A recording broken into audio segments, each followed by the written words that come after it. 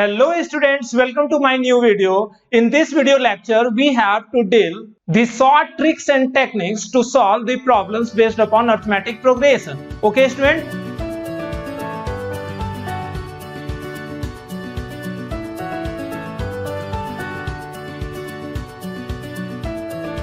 तो इस वीडियो को बच्चों आप लोग शुरू से लेकर लास्ट तक देखो। छोटा सा वीडियो है लेकिन इस छोटे से वीडियो में बहुत सारे इंपॉर्टेंट जानकारी मौजूद है और इन जानकारियों को अगर आप लोग जानोगे, सीखोगे तो अरिथमेटिक प्रोग्रेशन पर आधारित जितने भी क्वेश्चंस होंगे इन टॉपिक पर आधारित वो आराम से बनेंगे आपसे। ओके स्टूडेंट, तो चलो हम लोग शुरू करते हैं। बच्चों आप लोगों को अगर कोई ऐसा आर्बिट्ररी प्रॉब्लम दिया हुआ है जहां पर कि आप लोगों को 3, 4, 5, 6 अरिथमेटिक सीरीज के टर्म्स को इमेजिन करना है, तो वहां पर आप लोग कैसे इमेजिन करोगे, सपोज करोगे अरिथमेटिक सीरीज के टर्म्स को, तो वो हम लोग जानते हैं। अगर किसी प्रॉब्लम में आप लोगों को 3 टर्म्स को एज्यूम करना है, यानी कि if we have to assume 3 terms of arithmetic progression, okay, 3 terms of arithmetic progression, तो वो 3 टर्म हम लोग क्या क्या लेंगे? तो याद रखना है बच्चों कि पहला टर्म आप लोग हमेशा चुनोगे a माइनस डी, दूसरा टर्म जो आप लोग चुनोगे a, और तीसरा टर्म जो होगा वो डेफिनेटली a प्लस डी ही होना चाहिए। ओके स्टूडेंट, यहां पर a जो है वो उस अरिथमेटिक सीरीज या अरिथमेटिक प्रोग्रेशन के फर्स्ट टर्म को रिप्रेजेंट कर रहा है और d जो है बच्चों वो कॉमन डिफरेंस को रिप्रेजेंट कर रहा है। अगर बच्चों हम लोग 4 टर्म्स इमेजिन करना है, यानी कि if we have to assume 4 terms, हम लोगों को 4 टर्म एज्यूम करना है क्या चीज का? अरिथमेटिक सीरीज का या अरिथमेटिक प्रोग्रेशन का। तो हम लोग कैसे कैसे एज्यूम करते हैं? तो उस स्थिति में हम लोग 4 टर्म में पहला टर्म मानेंगे a माइनस 3d, दूसरा टर्म हम लोग मानेंगे a माइनस डी, तीसरा टर्म हम लोग मानेंगे a प्लस डी और चौथा टर्म हम लोग मानेंगे बच्चों a प्लस 3d। ओके, इसी तरह बच्चों अगर हम लोगों को 5 टर्म मानना हो किसी अरिथमेटिक सीरीज में, तो हम लोग 5 टर्म क्या क्या मानेंगे बच्चों? हम लोग पहला टर्म मानेंगे a माइनस 2d, दूसरा टर्म हम लोग मानेंगे a माइनस डी, तीसरा टर्म बच्चों हम लोग मानेंगे a, चौथा टर्म हम लोग मानेंगे a प्लस डी और पांचवा टर्म हम लोग इजिली मान लेंगे a plus 2d। Okay student, similarly अगर हम लोगों को 6 टर्म एज्यूम करना हो अरिथमेटिक सीरीज में, तो हम लोग क्या मानेंगे? a माइनस 5d, उसके बाद a माइनस 3d, उसके बाद हम लोग मानेंगे a माइनस डी, उसके बाद a प्लस डी, उसके बाद a प्लस 3d और उसके बाद a plus 5d। Okay student, इसी तरह अगर हम लोगों को 7 टर्म मानना हो ऑफ अरिथमेटिक सीरीज में, तो बच्चों हम लोग क्या मानेंगे? यहाँ पर हम लोग प्रैक्टिस कर रहे हैं तो करते जाओ। यहाँ पर हम लोग क्या मानेंगे? a minus 3d, a minus 2d, a minus D. Okay student, a और उसके बाद a प्लस डी, उसके बाद a प्लस 2d और a प्लस 3d। ओके, तो इस तरह से हम लोग अरिथमेटिक सीरीज के टर्म्स को एज्यूम करते हैं कोई भी प्रॉब्लम बनाने के लिए। तो यहां जो हम लोगों ने बहुत सारे टर्म्स को लिया वो आप लोगों का समय बर्बाद करने के लिए नहीं, बल्कि इन चीजों को आसान बनाने के लिए, कि क्या ये याद करने की जरूरत नहीं है। अगर आप लोगों को से पूछा जाए कि 3 टर्म मानना है अरिथमेटिक प्रोग्रेशन का, तो आराम से आप लोग पहला टर्म मानोगे a माइनस डी, a और a प्लस डी। 5 टर्म मानना हो तो a minus 2d, a minus D, a plus D, a plus 2d। 7 terms मानना हो तो इस तरह से, यानी कि अगर odd number of terms imagine करने हो, यानी कि 3, 5, 7, तो उसमें मिडिल टर्म जो है वो हमेशा a होना चाहिए, है कि नहीं? और उसके बाद a minus D, a plus D, middle term a plus D, a minus D, middle term a minus D, a plus D, और उसके बाद लगातार हम लोग बढ़ते चले जाते हैं। इधर देखो a माइनस डी के बाद a minus 2d, a plus D के बाद a प्लस 2d, इधर भी बढ़ते चले जाएंगे a minus D, a plus D, a plus 2d, a plus 3d, a minus 2d, a minus 3d। Okay, लेकिन अगर हम लोग को even number of terms assume करने हो, यानी कि 4 टर्म्स, 6 टर्म्स, तो उस स्थिति में हम लोग क्या एज्यूम करेंगे?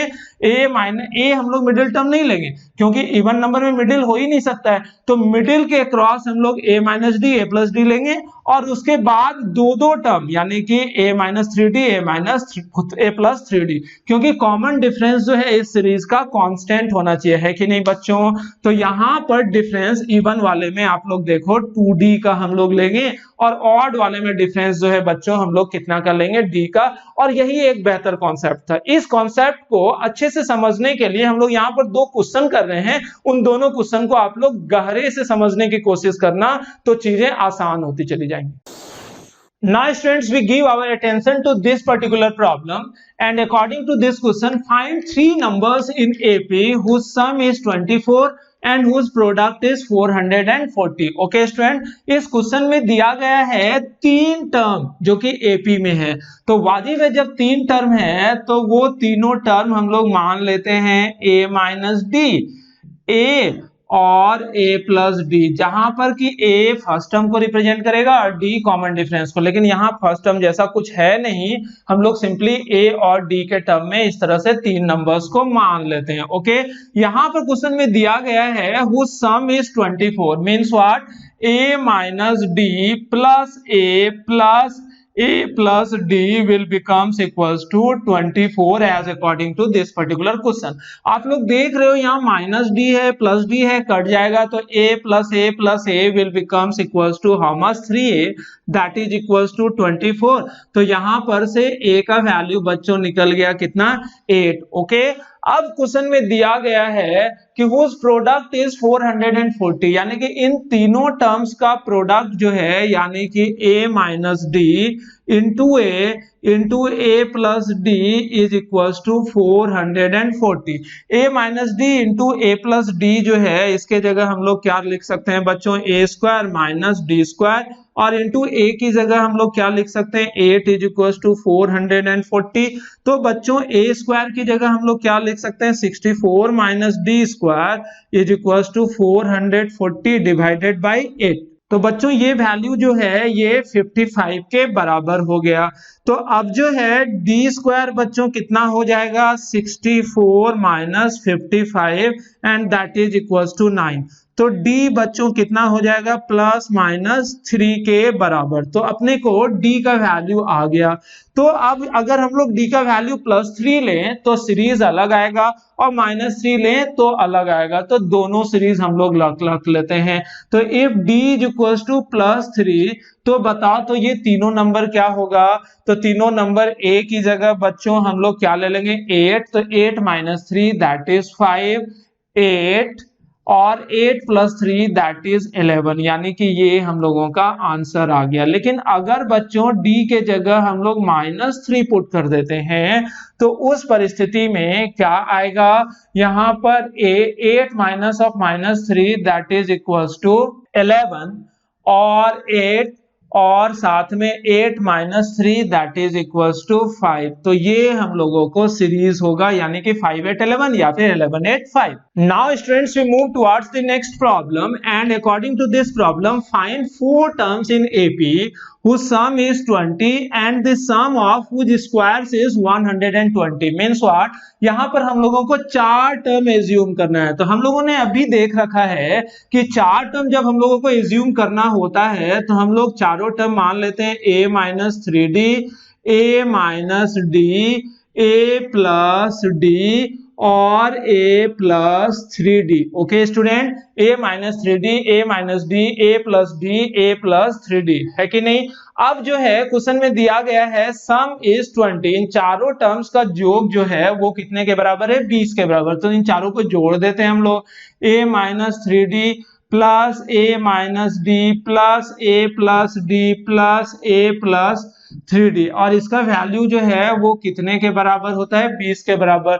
तो इन चारों को जब हम लोग जोड़ेंगे तो ये 3d कट जाएगा, d भी कट जाएगा, तो ये हो गया 4a and that is equals to 20। तो बच्चों यहां से हम लोगों को a का वैल्यू निकल गया जो कि कितने के बराबर है बच्चों, 5 के बराबर। ओके, अब हम लोग क्या देखते हैं कि सम ऑफ व्हिच स्क्वायर्स इज 120, इन सारे के स्क्वायर को अगर हम लोग जोड़ें यानी कि a माइनस 3d का square plus a minus d का square plus a plus d का square plus a plus 3d का स्क्वायर। तो ये वैल्यू जो है बच्चों कितने के बराबर है 120। तो इन सबों को जोड़ते हैं तो यहाँ भी a स्क्वायर आएगा, यहाँ भी a स्क्वायर आएगा, यहाँ भी a स्क्वायर आएगा, यहाँ भी a स्क्वायर आएगा। तो सबको जोड़ देते हैं तो कितना आ जाएगा बच्चों 4a स्क्वायर। यहाँ क्या आ जाएगा 3d स्क्वायर, तो 3d मतलब 9d स्क्वायर। ये 9d स्क्वायर, ये d स्क्वायर, ये d स्क्वायर और ये 9d स्क्वायर। तो कितना हो गया 9 1 1 और 9 कितना हो गया बच्चों 20d स्क्वायर। अब जो है बच्चों आप लोग देखो ये हो जाएगा 3 2 6 माइनस 6ad, ये क्या हो जाएगा बच्चों प्लस 6ad। यहां पर क्या हो जाएगा बच्चों 2ad और यहां पर बच्चों कितना हो जाएगा प्लस 2ad, है कि नहीं, and that is equals to 120। तो ये कट गया, ये कट गया। तो बच्चों ये 4a स्क्वायर और 20d स्क्वायर को अगर हम लोग कॉमन ले लें 4, तो यहाँ क्या हो जाएगा a square plus 5d square and that is equals to 120। तो यहाँ पर a का वैल्यू बच्चों हम लोगों को पता है कितने के बराबर है 5 के बराबर। तो यहाँ 5 अगर हम लोग रख दें तो ये हो गया 25 plus 5d square and that is equals to 120 divided by 4 that is equals to 30। तो ये 5d स्क्वायर बच्चों कितना हो गया 30 minus 25 and that is equals to how much 5। अब हम लोग यहाँ क्या देखते हैं कि d स्क्वायर जो हो गया 1 के बराबर, तो d का वैल्यू बच्चों प्लस माइनस 1 के बराबर आ गया। तो इस आधार पर हम लोग सीरीज निकाल सकते हैं चारों टर्म का। वो कैसे, यदि हम लोग d का वैल्यू +1 भी ले सकते हैं या -1 भी ले सकते हैं। d का वैल्यू अगर हम लोग +1 लेते हैं और a का वैल्यू 5 लेते हैं तो उस स्थिति में पहला टर्म कितना हो जाएगा 5 - 3 that is equals to 2। Okay, दूसरा टर्म क्या हो जाएगा 5 - 1 दैट इज इक्वल्स टू 4। तीसरा टर्म क्या हो जाएगा बच्चों 5 + 1 दैट इज इक्वल्स टू 6 और चौथा टर्म हो जाएगा 5 + 3 that is equals to 8। Okay student, तो ये सीरीज आ गया अपने को। इसी तरह से अगर d का वैल्यू बच्चों हम लोग -1 ले लें तो इस स्थिति में यहाँ प्लस हो जाएगा 5 + 3 कितना हो जाएगा 8।